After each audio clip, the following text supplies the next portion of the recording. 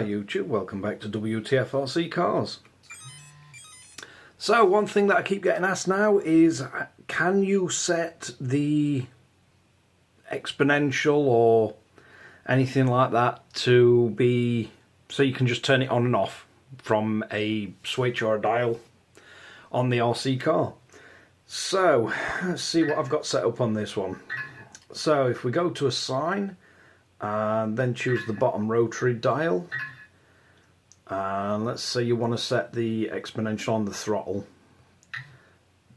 so you set that. Let's see what we've got it set at, 2-step, that should be enough, and you want it set to normal direction. So let's see what that alters then. So if we look on as exponential, so moving the rotary dial, that's going to allow you to change the exponential. So let's take it all the way to an extreme so we can see the difference. So if we start to pull the throttle now, let's see if I can stop the car shooting off. So we get very, very little movement for the amount that I'm pulling trigger, but then still get maximum right at the end. Now if you want to dial that out, you could roll the dial all the way back, or another way to do it is to go to your assignment, pick a switch, you want it set to turn on and off,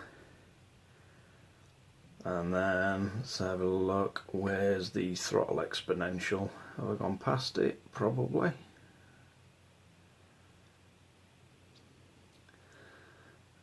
Throttle, dual rate and exponential.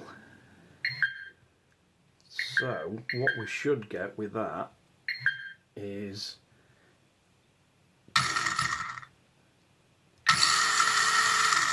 so if you can see, it's going to turn the exponential. So if I pull the throttle and we get in 17%, but if I press the button it'll go back to what it actually would be. So you can turn your exponential on and off just with one button, if I can get the car to stay where I want it. So just to recap, the assigning would be for adjustability, pick one of your rotary dials, set it to throttle exponential. The step is just how many steps you want each little click on the dial to be. And then to enable you to turn it on and off, you choose throttle, dual rate and exponential as the function.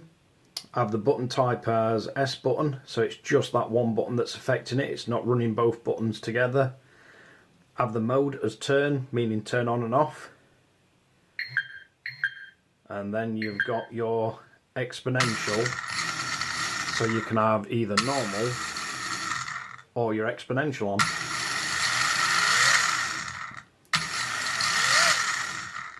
And then just hit the button again and it's completely back to normal operation.